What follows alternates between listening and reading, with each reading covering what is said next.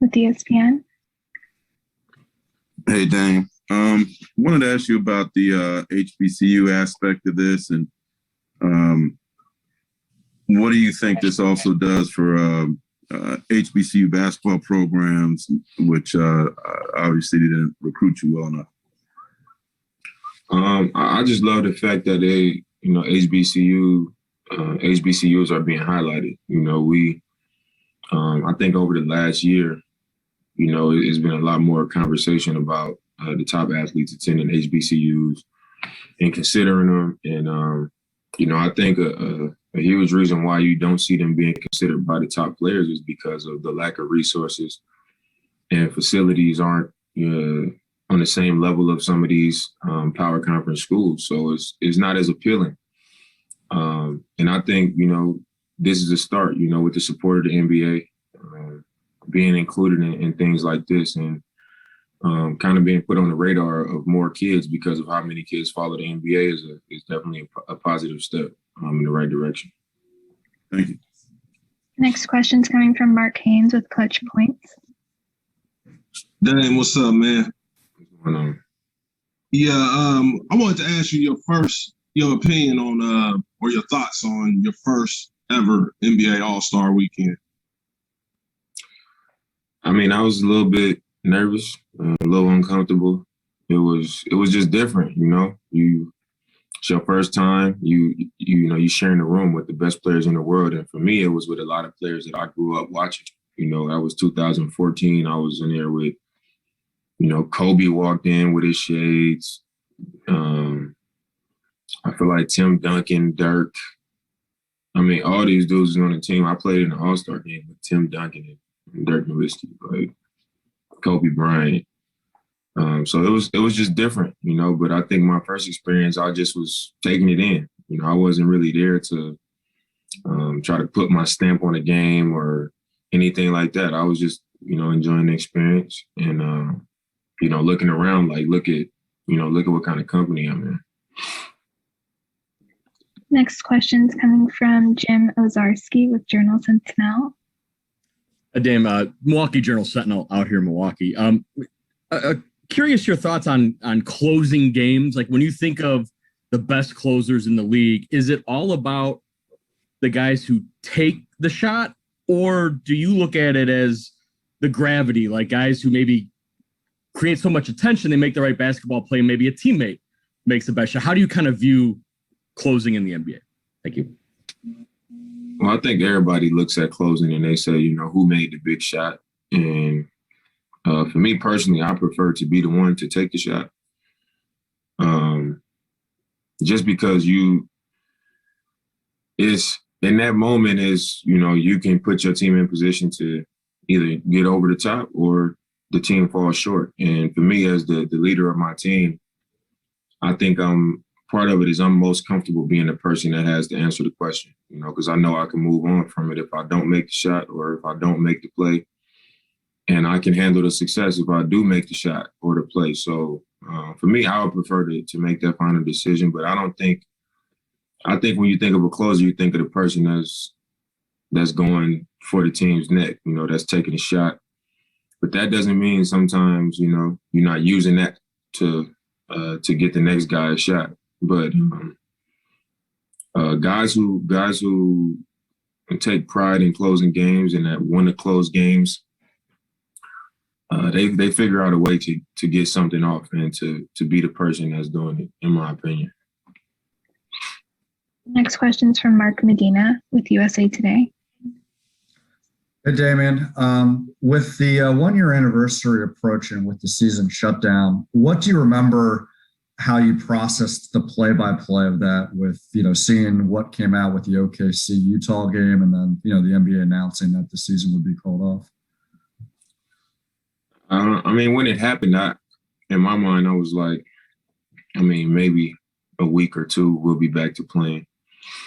And then, as time went by, I was like, we really might not finish the season. But it was weird, looking back on it, to think that at one point we didn't even know that we were going to finish the season is just crazy, and then we end up going to the bubble. It ended up being a super solid experience, and us being a part of history in the NBA, going to finishing the season in the bubble. So it ended up working out. But when I think back to the time that it happened, to me it just didn't register as something that was as serious as it is for us now. Like you just said, we a year removed from that time. I didn't quite catch that. Could you please repeat it? Smartphones, man. We a year removed from that time, and here we are still up against the same thing. So I just think at that time I didn't understand the seriousness of it. Next question is coming from Dan Wilkie with LA Times. Hey, Dan. You've been in Terry's system for a long time. I'm curious, how is his sort of views and your views on what constitutes a successful practice in the NBA changed over the last 5 or 6 years as teams have done it less and less? And do you feel like there are any, I know obviously the rest is a huge positive, but have there been any negatives to teams that maybe not practicing as much? I think for me and Terry it's changed a lot, because I've always been somebody that just loved to practice. I couldn't wrap my head around when I first got in the league, and sometimes guys wouldn't practice, so it would be like, we get to come out here and play the game that we love for a living. Like, wow, we don't have nothing else to worry about. We don't have nothing else to be concerned with except to hoop and to practice and to work out and stuff like that. But as I've gotten older, it's like I have those mornings where I wake up and I'm just like, that's not what's best for my body. And I think that's what's been the biggest change, is like, you don't always need to physically go out there and just pound on your body. And, that's part of why, back in the day and, even early in my career with so many injuries,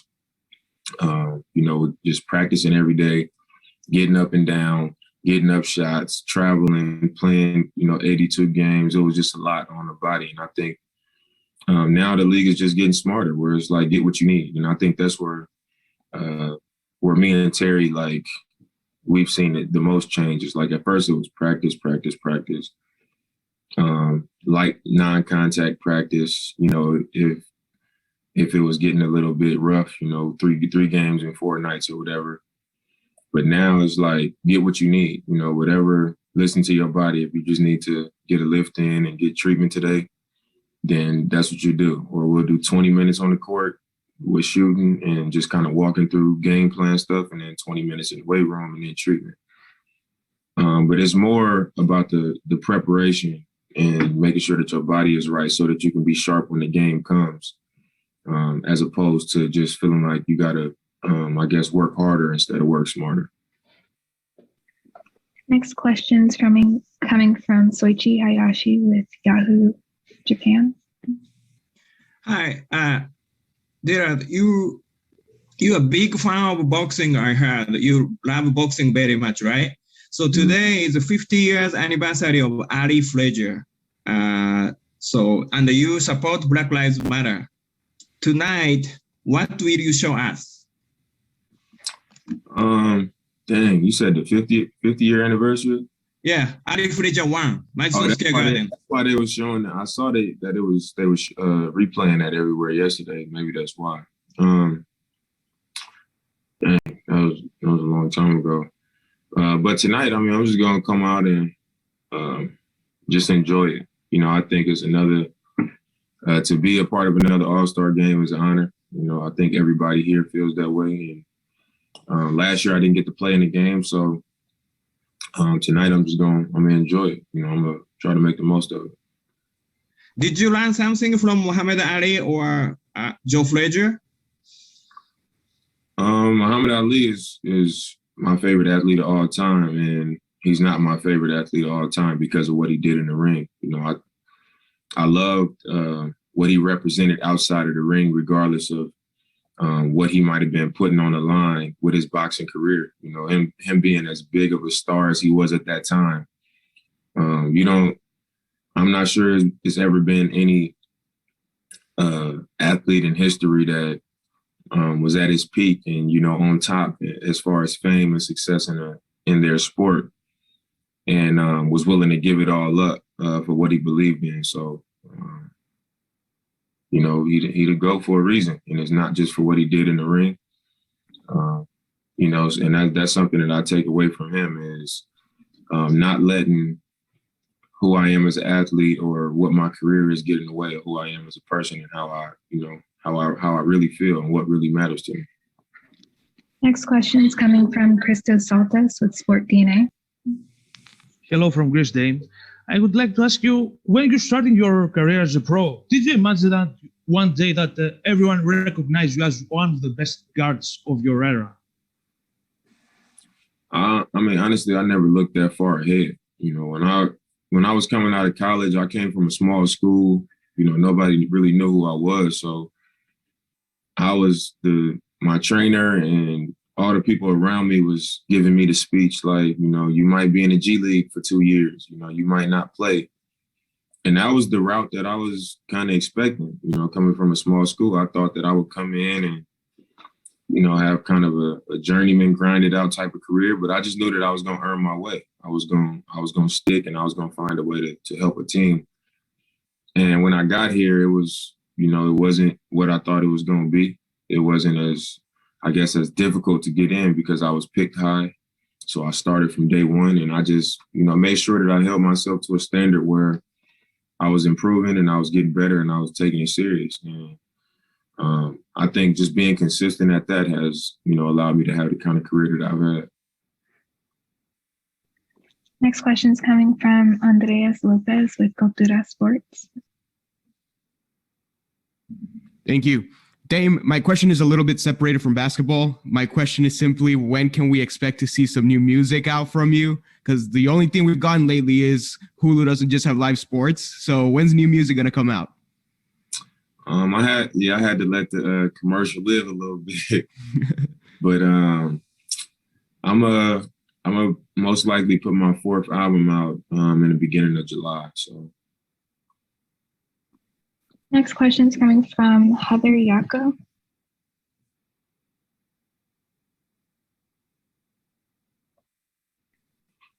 I think you're muted, Heather. Yep, I just unmuted myself. Can you hear me? Yes, go ahead. Oh, okay. A lot of players around the league respect the loyalty you have towards your team. And then there are those that would like to see you play in a bigger market. What would it take for you, Damian Lillard, to position yourself to better your chances in winning a championship? I mean, I think for every person that says, you know, I want to see him on the big stage and I want to see him go to a bigger market and all these things, like, of course, those things have pros, but, you know, nobody ever wants to talk about the cons. And if you take that step and you go somewhere and it's not what it seems to be and it doesn't work out, or an injury happens and you haven't established as much rapport with that team, and they choose one guy over the next guy, and now you trade it to a third team, and things can fall apart. And that may never happen, but it's just a lot of things that you can't control. So you got to consider both sides. But for me, I think it would have to come down to my team saying, look, we're going in a different direction and we don't want to hold you hostage, basically. And, you know, what route do you want to go? But just like for every person that has that to say, I'm saying, okay, if everybody doesn't think I can do it in Portland and we can't win in Portland, what does it mean and what happens when we do? You know, like if we actually go and do it, what is that? Then where does that put me? You know, where does that put my legacy and where does that put my career? If my whole career, everybody's been saying, you know, he should go to this team or he should go to a bigger market and all these things. So like at the end of the day, if we just go and win it, then what? What is that? Where does that put me? You know what I'm saying? And that's how I see it. It's like I want that day to come. So unless the team is like, we going in a different direction, we want to start all over, we want to let you go on to another team or whatever. I mean, that's the only way that will happen, probably. Next question is coming from Brandon Harper with 680 The Fan. What's going on, Dame? You have a a teammate in the dunk contest, Anthony Simmons. What are you expecting from him tonight? And what are you expecting from, what should people expect who may not necessarily be very familiar with him? They're not familiar yet, but they're going to be familiar tonight. I've seen few players as explosive as he is. So. Next question is coming from Terrell Thomas with Bees Urban Times. Dame, how you doing this afternoon, man? Are there any players this evening that you're looking forward to playing with who you haven't had a chance to play with, maybe in open runs or anything like that? And what do you have in store as far as your kicks for tonight's game? I don't know what shoes I'm aware yet, so I really couldn't tell you that one. And I never played with Steph. Me and Steph never played together. So actually, we did my first All-Star game, but I don't remember us being in a game together. And it was both of our first All-Star games. So, I think we're at different stages in our career now. So I think that should be fun. Thank you. Next question is coming from James Hill with BNC Sport. Hey, Lillard, congratulations on all your success. When I was growing up in Portland with Terrell and Damon, my father introduced me to Maurice Lucas. Next thing I know, I'm a ball boy. You alluded to Blazer Mania earlier. Can you talk about blessing us with a world championship and how special that would be? And again, I mean, you're putting it down and you're really one of the greatest Blazers of all time. Can you speak to what that means to you personally? It means a lot. I think anytime in your life when you become so invested in something, whether that's a person or a company or anything, like you care a lot because of the time that you put into it and how much it's been on your heart and on your mind and a part of your stress and all these things. So for me, it just means a lot to be considered amongst the best players to play in this organization because there's been so many great players here. And to win a championship because we've only won one and it's been so long, that would just be the best ending for me. Just to be able to bring that back to this city because of how much I know it means to them and how passionate they are about basketball and about our team. If we can just get it done one time and bring that feeling back from 77 one time during my career, that would be everything to me. The All-Star game this year, talk a little bit about that. ATL, it's closed. It's a great benefit to HBCUs and COVID relief, and it's going to be a great game. Talk about what you envision. Well, it is. It's a really positive thing what they're doing for HBCUs and for COVID relief. I think those are two things that are very deserving of the NBA's attention and of the help and support. So I would say that's the most positive thing that we're going to get out of this weekend. Obviously, the game is going to be fun. You got the biggest talents in the league all on one court. You're seeing guys get to mix it up and play with guys that they don't play with. So that should be fun too. But I mean, to be honest, it don't even feel like All-Star weekend. I got here yesterday and I haven't left my room since I arrived. We tested, came up to the room, and I just been in the room and haven't done anything. I mean, there's no barbers, no, you can't go downstairs to a restaurant, it's nothing. So, I'm just happy that we doing this for, at least for a few great causes because it definitely don't feel like a, typical All-Star weekend. Last question is coming from Charlie Lapastora with Fox. Hey, Dan, appreciate your time, man. God bless you, sir. I'm just wondering, it's been a long time since 2020, it seems like, but just what is your vision and what are some of the lessons you've learned in regards to racial inequality, social injustice, to continue the conversation so it doesn't become just a trend, Dame, doesn't become just, the 2023 Black History Month thing, but an everyday thing?